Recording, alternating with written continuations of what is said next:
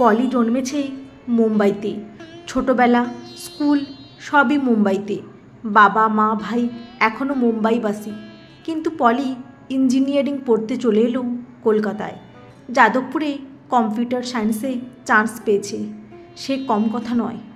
মা একটু কিন্তু করছিল, তবে বাবা খুব খুশি। দাদু আম্মা বালিগঞ্জে থাকেন, বিশাল বাড়ি, চাকর বাকররাও আছে। পলি ওখানেই থাকবে ঠিক হয়েছে।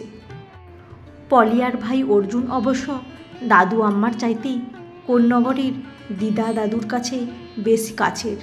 যেহেতু ওরা মার সাথেই কলকাতা যেতে অভ্যস্ত ছিল, তখন মামা বাড়িতেই উঠত। বাবা তো সবসময় ছুটি পেতেন না।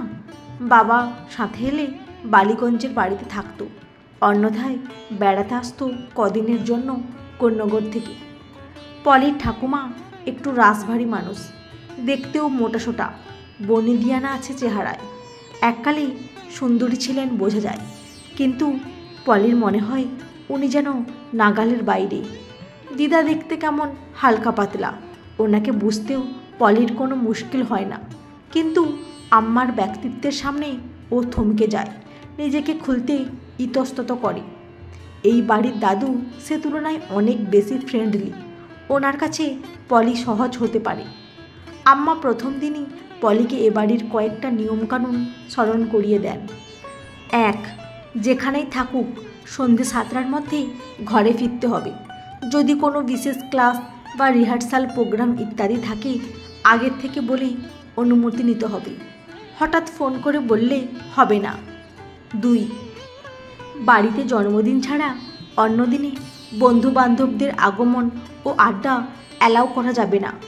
পড়াশোনার জন্য মিট করতে হলে অন্তত 2 দিন আগে বলতে হবে, আর সেটাও ছুটির দিন বা রাত 8টার পরে নয়। আরও 2-1টা টুকটাক নিয়ম। এত নিয়মের গণ্ডিতে থাকার অভ্যেস কোনো কালেই পলির ছিল না। বাবা মা দুজনেই চাকুরিজীবী থাকাতেই জীবনযাত্রায় অনেকটা ছাড়ই পেতে অভ্যস্ত ছিল সে। যাই হোক, প্রথমে নিয়মগুলো শুনে একটু হকচকিয়ে গেলেও সম্মতি জানালো। কলেজ শুরু হবার পর প্রথম 1 মাস এই নিয়মের মধ্যে বেশ ভালোই কাটলো। সংঘর্ষ বাঁধল মামাবাড়ি যাওয়ার দিন।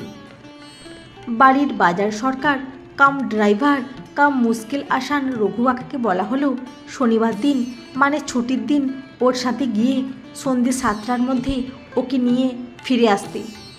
পলি জানালো সে একাই ট্রেনে কোন্নগর যেতে পারবে। রঘুর অন্য কিছু কাজও ছিল সেদিন, তাই অগত্যা আম্মা নিমরাজি হলেন। কিন্তু ফেরার সময় একই থাকলো।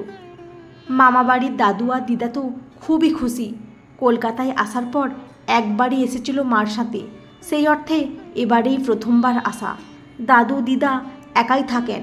পলির মা তাদের একমাত্র মেয়ে, তাই পলি আর অর্জুন তাদের খুব আদরের।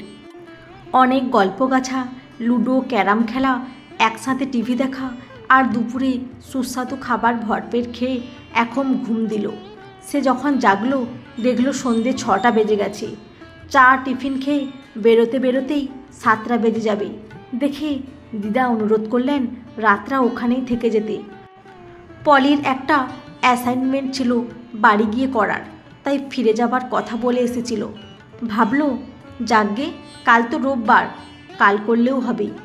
এই ভেবে বালিগঞ্জে ফোন করার পর দাদু নিজে কিছু না বলে আম্মাকে দিলে আম্মা বললেন, সে কী করে হয়, তোমার তো এখানে এসে খাওয়ার কথা। দিদা মৃদুস্বরে কারণটা বললেও ওনার বিরক্তি কমল না। বললেন, ও তো জানতো ওকে ফিরতে হবে 7টার মধ্যে, তাহলে এরকম ঘুমোলো কেন? আর থাকবে বলে আমাদের বলে গেলে ওর খাবার রাখতাম না। এবার দাদুভাই প্রেক্ষাপটে এসে ওর হয়ে ক্ষমা প্রার্থনা করাতেই আম্মার গলার স্বর একটু নরম হলো। ঠিক আছে, ভবিষ্যতে এরকম যেন আর না হয়। দাদুভাই আর দিদার কাতর মুখগুলো দেখে পলির বেশ খারাপ লাগছিল। ভাবছিল বাবাকে বলবে আম্মার নিয়মের বাড়াবাড়ির কথা। জানে অবশ্য বাবা সাহসী পায় না আম্মাকে বেশি কিছু বলতে। বাবাও ওদের একমাত্র সন্তান, কিন্তু শুনেছি বাবাকেও অনেক ডিসিপ্লিন মানতে হতো ছাত্র জীবনে। এরপর সময় কিছুটা কেটেছে।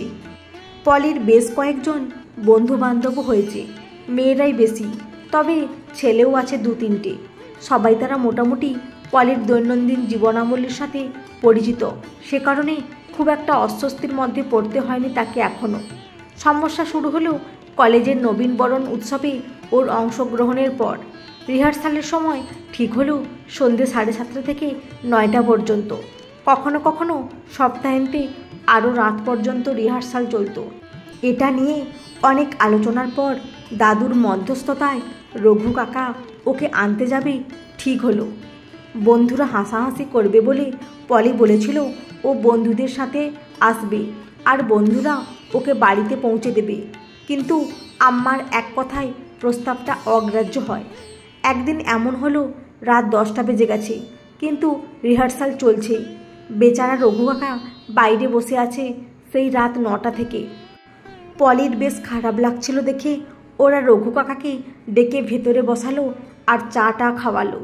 সেদিন রাতেই খাবার টেবিলে এই প্রসঙ্গ তুলে পলি তার অসন্তুষ্টির জ্ঞাপন করলে আম্মা বললেন, আচ্ছা অনেক রাত হয়ে গিয়েছে, এখন পড়াশোনা কিছু থাকলে করে শুয়ে পড়ো, কাল কথা বলবো।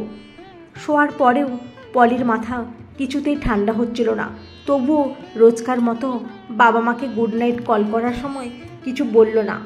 ভাবলো দেখা যাক কাল আম্মা কি বলে।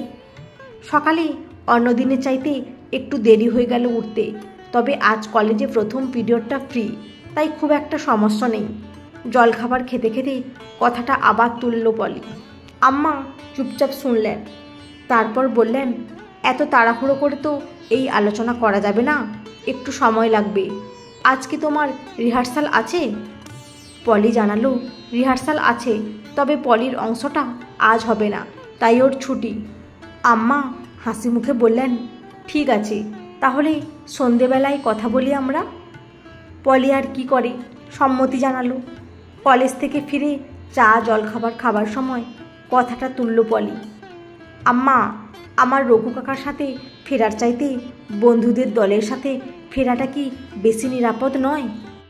মিনতি দেবী একটু চুপ করে থেকে স্বভাব বিরুদ্ধ মৃদু স্বরে মিষ্টি হেসে বললেন, আজকে দেশে কোনো বড় শহরেই তোমাদের বয়সী মেয়েরা নিরাপদ নয় দিদিভাই, তবুও গাড়ির ভেতর থাকাটা একটু বেশি নিরাপত্তা বহন করে, সেটা তো মানবে।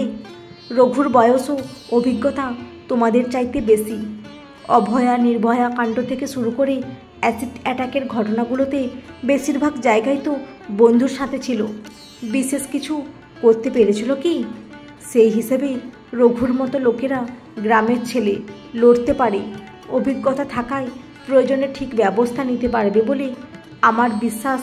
তবে সবই তো ভাগ্যের লিখন। এক কাজ করতে পারো, বন্ধুরা রাজি থাকলে রঘুর সাথেই তোমরা সবাই আসতে পারো মজা করতে করতে। 4-5 জন তো গাড়িতে ধরে। পলি একটু খুশি হলেও প্রতিবাদ করতে চেষ্টা করলো তর্কের খাতিরে। আম্মা, মেয়েরা ভয় পেলে তো ওরা আরও পেয়ে বসবে, আমাদের কি স্বনির্ভর হওয়া উচিত নয়? নিশ্চয়ই উচিত, আম্মা স্মিত হেসে বললেন। কিন্তু দিদিভাই, একটা কথা তো মানবে, আমরা শারীরিকভাবে একটু হলেও পুরুষদের চাইতে দুর্বল, তাই নিজেদের সুরক্ষাকে প্রথম প্রায়োরিটি দেওয়াটা কি উচিত নয়? আমরা দুষ্কৃতিকারীদের বদলাতে হয়তো পারবো না, তবে নিজেদের বাঁচাবার তো চেষ্টা করতে পারি, তাই না? একটাই তো জীবন, সহজে হারানো বা জীবনভর কষ্ট পাওয়াটা তো কাম্য নয়। পলির গম্ভীর মুখটার দিকে তাকিয়ে আবারও বললেন, নিয়মানুবর্তিতা একটা বয়সে বড়ই অসহ্য লাগে, কিন্তু তার সুফল সুদূর প্রসারী। তোমাকে একটা গল্প বলি। তোমার বাবা পড়াশোনায় প্রথম থেকেই বেশ ভালো ছিল। হঠাৎ ক্লাস 8-এ ওঠার পর পড়াশোনায় পিছতে থাকে। আমি জামা কাপড়ে সিগারেটের গন্ধ পেতাম, বুঝলাম বদ সঙ্গে পড়েছি। তোমার দাদু বড় অ্যাডভোকেট ছিলেন, কাজের ব্যাপারে খুবই দৃঢ়, কিন্তু ছেলের ব্যাপারে ততোধিক নরম। তাই ওনাকে বিরক্ত না করে আমি ওর পকেট মানি বন্ধ করে দিলাম। বাড়ি থেকে ভালো ভালো টিফিন বানিয়ে দিতাম।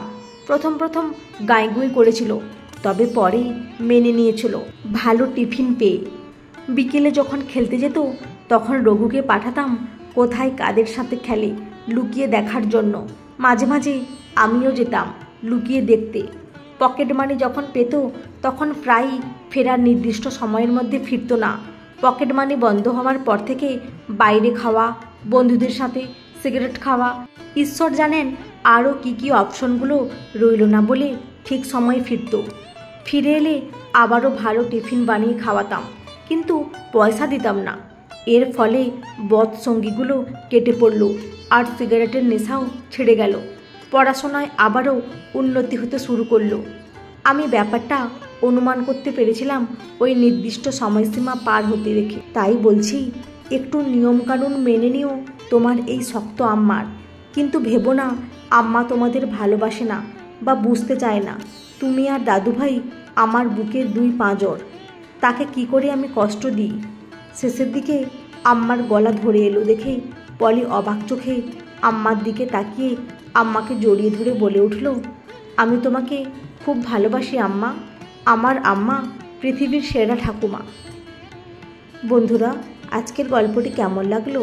যদি ভালো লেগে থাকে অবশ্যই একটি লাইক দিয়ে চ্যানেলটি সাবস্ক্রাইব করে পাশে থাকবেন।